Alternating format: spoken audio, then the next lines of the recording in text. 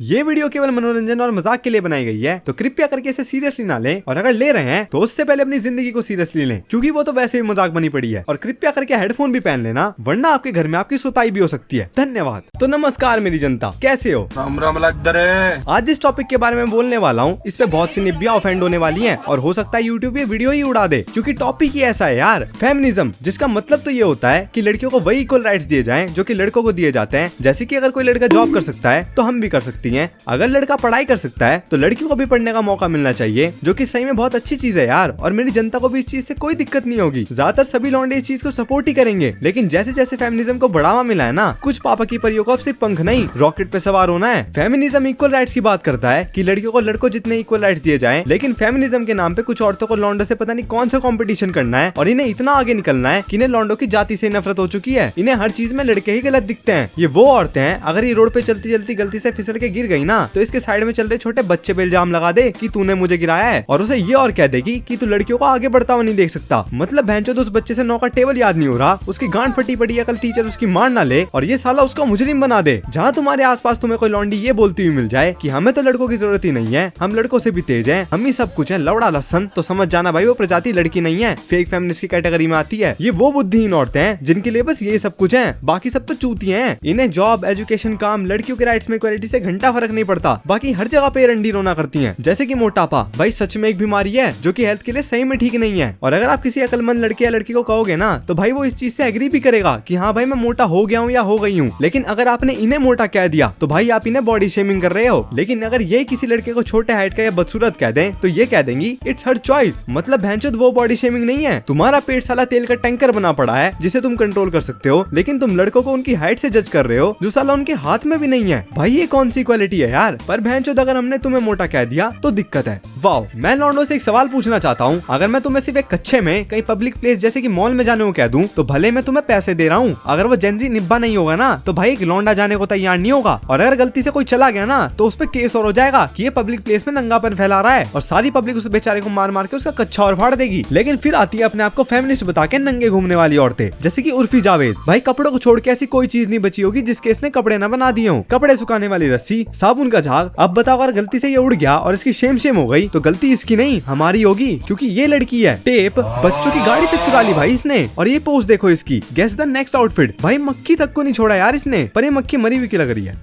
और ये अकेली नहीं है जो इंस्टाग्राम पे नंगे नाच करने वाली हैं, बहुत है भाई जिनके बारे में बताने की कोई जरूरत नहीं है, आपको पता ही होगा, क्योंकि आधी बुद्धि तो हमारे देश की इस इंस्टाग्राम ने खराब कर रखी है। साला दूसरा पॉर्न बना पड़ा है ये।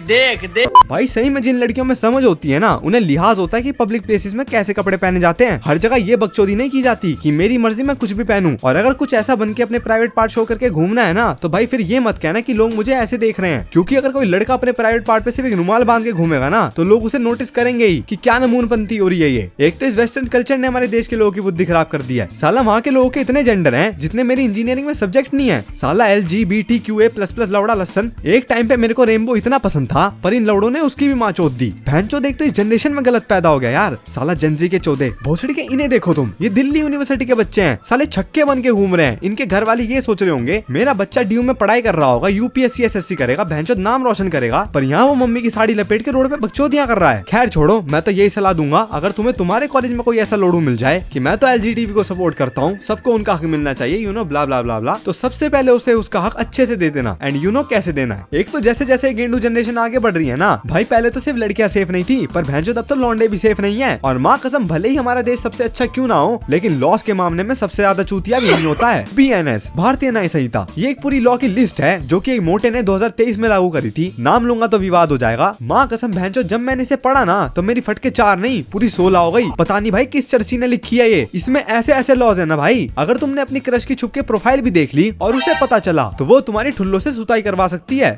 BNS सेक्शन 69, वह नंबर तो कमाल का है। अगर तुम अपनी बाबू से वादा करते हो या नहीं भी करते हो कि मैं तो आपसे ही शादी करूंगा, मैं तो आपके बिना जी नहीं सकता, तो बेटा अगर तुम्हारी बाबू का दिमाग सनका और उनने कंप्लेंट कर दी, तो वो तुम्हें 10 साल के लिए ठुल्लो का मेहमान बना सकती है। और अगर तुमने उसके साथ वो सब भी किया है, तो बेटा वो तुम पे रेप के चार्जेस भी ठोक सकती है। और अगर तुमने नहीं भी करा है, तो तब भी तुम पे केस कर सकती है। और तुम कुछ नहीं कर सकते, क्योंकि इस देश में लड़कियों के मामले में पुलिस भी प्रूफ नहीं देखती, क्योंकि भारत के लॉज जेंडर न्यूट्रल है ही नहीं। आप एक बार इस पूरे चिट्ठे को पढ़ लो, माँ कसम जितने भी लॉज है ना भाई, सब में क्राइम मैन ही कमिट कर रहा है। एक ऐसा लॉ नहीं मिलेगा जो मैन के लिए हो। क्या डोमेस्टिक वायलेंस सिर्फ लड़कियों के साथ साथ होता है। क्यों भाई, लड़कियां अपने पति को टॉर्चर नहीं करती? ऐसा तो है नहीं, दुनिया भर के केस मिल जाएंगे जहाँ लड़कियां लड़कों को टॉर्चर करती हैं, उसके परिवार को टॉर्चर करती हैं। अगर लड़की ने झूठा रेप या डोमेस्टिक वायलेंस का केस लगाया और अगर वो हार गई, जो कि इस देश में पॉसिबल नहीं है, तो लड़के को लंड कुछ नहीं मिलेगा। लेकिन वहीं अगर लड़की जीत गई तो लड़के के उसके पूरे खानदान की इज्जत गई, उसकी लाइफ आपने सिर्फ एक झूठे केस से बर्बाद कर दी और फिर इन रांडों को डिवोर्स के बाद पैसा भी चाहिए। मतलब बहनचोद उस लौंडे की जिंदगी की अम्मा बहन तुमने कर दी और तुम्हें पलना फिर भी उसी के पैसों पे है। भाई ये कौन सी इक्वालिटी है यार? अगर हर लड़का सही नहीं होता ना तो भाई हर लड़की भी सही नहीं होती। नोट इट डाउन, मैं किसी पर्टिकुलर जेंडर को नहीं कह रहा, दोनों को कह रहा हूँ। भाई इस देश में लड़का होना सही में एक क्राइम हो चुका है। माँ कसम, अगर किसी लड़की ने आप पे केस ठोका तो भूल जाओ कि आप इस चीज से जल्दी बाहर आने वाले हो, क्योंकि किसी लड़की का एक झूठा केस एक लड़के की पूरी जिंदगी खराब कर देता है। और ऐसी औरतों की वजह से जिन लड़कियों के साथ सच में क्राइम होता है ना, उन्हें कभी जस्टिस नहीं मिल पाता। क्योंकि रियल डेटा के हिसाब से इंडिया में रजिस्टर्ड होने वाले केस अगेंस्ट वुमेन असॉल्ट में 60% फेक होते हैं। तो इनमें से जिसके साथ सच में गलत हुआ है आखिर कैसे पता चलेगा? और फिर कहते हैं जेंडर इक्वालिटी। अरे भाई जहाँ का सिस्टम इतना अजीब है तो भाई फिर तो होगा इक्वालिटी। भले ही हम 2024 में जी रहे हैं, लेकिन आज भी हमारे देश के कई सारे एरियाज में लड़कियों पे बहुत ज्यादा अत्याचार होते हैं, जिन्हें इस लॉस की सबसे ज्यादा जरूरत है, लेकिन उन बेचारियों को पता भी नहीं होता। और कुछ इनका ऐसा मिसयूज करती हैं जैसे कोई लूडो का गेम है यार। किसी की लाइफ के साथ खेलना मजाक नहीं है, क्योंकि जिस पर ये सब बीतती है ना उसी को पता होता है। ऐसे लोगों की वजह से फेमिनिज्म की पूरी इमेज ही बिगड़ गई है यार, जबकि फेमिनिज्म का इन सब बकवास से लेना देना भी नहीं है भाई। खैर छोड़ो, मैं तो लड़के और लड़कियों को ये कहूंगा कि बी सेफ, बहनचोद अपने साथ कैमरा लेके चलो, क्योंकि किसी दिन अगर आपको ऐसा कोई लूडो मिल जाए तो वहीं मारो बहनचोद,